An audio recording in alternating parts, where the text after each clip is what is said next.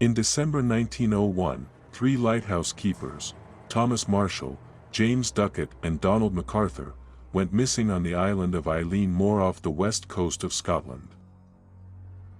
The mysterious circumstances of their disappearance gave rise to the most fantastic speculation. There were rumors about ghosts and sea monsters. The lighthouse on the rocky islet of Eilean Mor near the highest point of the Flannan archipelago, also known as the Seven Hunters, was built in 1899, just a little more than a year before the tragedy that brought this place infamous. For the last half-century, since the early 1970s, when the lighthouse was automated, the island is considered uninhabited. However, Eilean Mor was never really inhabited. Apart from the lighthouse and sharp rocks, there is only an ancient chapel on the island. It is believed that it was erected in the 7th century by the Irish Bishop Flannan, later canonized. According to legend, Flannan, after whom the archipelago got its name, was a hermit and preached in these parts for some time. It is not surprising that since time immemorial, Eilean Mor has caused fear among pilgrims and visitors to the island. Bizarre superstitions and strange rituals have become a tradition here. For example, it was believed that a visitor to the island should walk around the chapel on his knees, perhaps in order to appease the spirits who lived here. Many of those who visited the island told about the special mystical atmosphere of this secluded place. Generations of local shepherds have been bringing sheep here for grazing for centuries, but they have never stayed overnight. They called Eilean Mor another country, implying that this place is associated with paranormal phenomena. After the lighthouse was completed, the first caretakers arrived at Eilean Mor. There were 4 of them: Thomas Marshall, James Ducat, Joseph Moore and Donald McArthur. 3 of them had to keep watch at the lighthouse, alternately replacing each other. Hey, I'm not going to beat around the bush. You have to subscribe to the channel and like it so you don't miss new videos. Once every 2 weeks, a ship with supplies came to Eilean Mor, their only connection with the outside world. In early December 1901, Joseph Moore went on a 2-week vacation. Since he was on the mainland at the time of the mysterious incident at the lighthouse, only he was lucky to stay alive. The first oddities on Eilean Mor were reported by the crew of the steamer Archtor, who arrived at the port of Lit. On December 15, 1901, when the ship passed by the island, the lighthouse fire was no longer burning. This was recorded in the logbook. A few days later, a ship with Joseph Moore was supposed to leave for Eilean Mor, but due to bad weather, the departure had to be postponed for a week. When Moore finally landed on the rocky shore of the island, none of the caretakers came out to meet him. The necessary preparations for the ship's arrival were not made at the pier. The flag was not hoisted on the flagpole. Suspecting something was wrong, Moore was the first of the arriving team to climb the steep rocky slope to the lighthouse. Later he admitted that already at that moment he felt an overwhelming fear and had a premonition of trouble. 2 days later, he described his impressions. When I approached the gate, I found that it was locked. I went to the front door leading to the kitchen and pantry, but it was also locked, as was the one behind it. But the kitchen door itself was open. When I entered, I noticed the hearth, which had gone out a few days ago. I managed to enter the living rooms, where I saw empty beds, as if the caretakers had left them in the early morning. I didn't waste any more time. It was obvious that something serious had happened. It seemed that what had happened had taken the 3 men by surprise.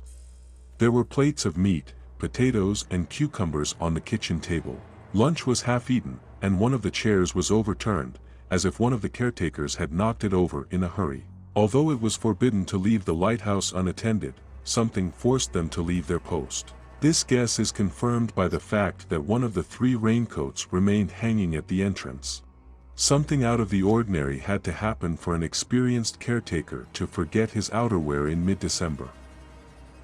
But in this case, it is unclear why, in such a hurry, they found time to close the front door and gate tightly behind them. After Moore returned to the others with a report, the ship's captain James Harvey and his crew searched the shore, however, to no avail. It turned out that Marshall, Ducat and McArthur literally disappeared, leaving no trace. That evening, the captain sailed from the island and sent a telegram from the nearest telegraph station to the Scottish Lighthouse Control Centre. A terrible disaster had occurred on Flannan. 3 caretakers, Ducat, Marshall and Temporary, disappeared from the island. We arrived there this afternoon and found no signs of life on the island. He launched a flare and, since there was no response, landed Mor on the shore. He went up to the lighthouse, but found no caretakers there. Judging by the stopped clock and other signs, something happened about a week ago. The poor devils must have been washed off the cliff, or they drowned while fixing the crane, or something like that.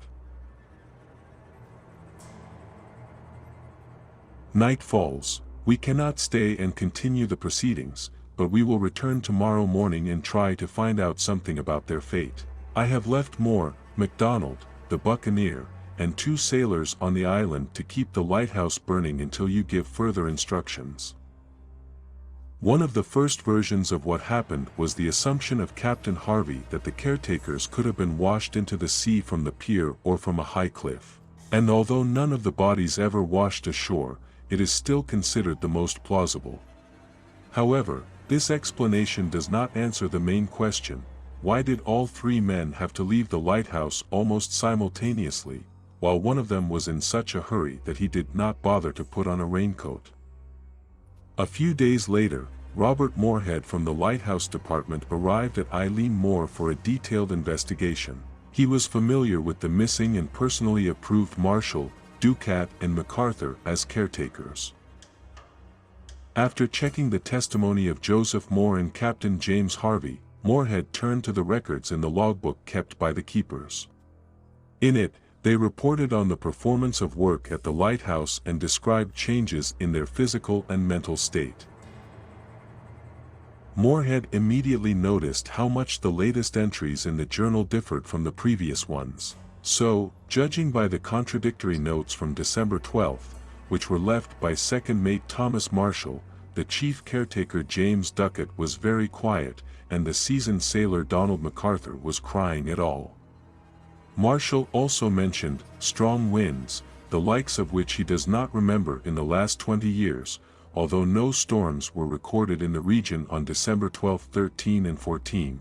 According to reports, there was only one strong storm near Eilean Mor, and it occurred on December 17, that is, a few days after the tragedy. If a natural disaster had really struck the lighthouse, it could not have been overlooked from the neighboring island, which was located nearby.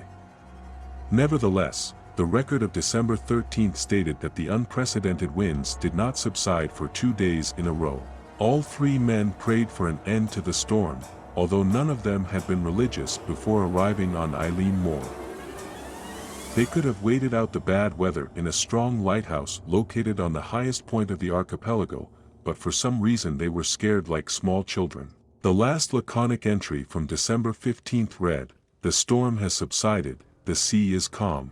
Lord over all things, after reviewing the logbook, the questions only increased. Now Moorhead doubted both the reliability of the information he had read and the sanity of Marshall, Ducat and McArthur. Was the madness of the caretakers the cause of the tragedy? Perhaps one of them killed his comrades and dumped their bodies into the water, after which he committed suicide. In the official report, Moorhead still included the version previously proposed by Captain Harvey, that the 3 unfortunate people were washed into the sea. One of the proofs was new evidence found on the pier, pieces of ropes that were supposed to be stored in a box near a crane for supplies, located on a cliff 30 meters above the pier. And although this explanation did not completely convince the leadership of the Scottish Lighthouse Authority, it was the only realistic version of what happened. Thanks to the attention of the press, the tragic story of the disappearance of the lighthouse keepers quickly received a public response and just as quickly began to acquire all sorts of speculation.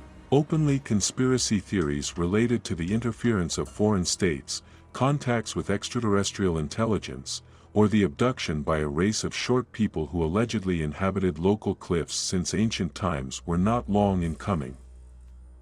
Perhaps it was precisely because of these rumors that the following lighthouse keepers on the island of Eilean Mor repeatedly reported strange voices, appearing to them in the howling of the wind, calling the names of the missing men. Interest in this mysterious story has not weakened so far. In 2019, the film Disappearance, with Gerard Butler was released, the action of which takes place just on the island of Eilean Mor.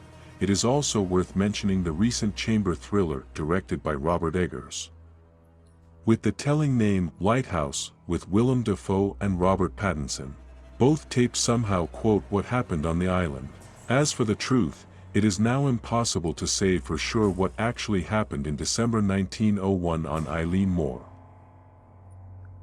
The only thing that is beyond doubt is that the memory of this tragedy will continue to excite the minds of fans of mysticism and riddles. Be sure to write your versions of what happened.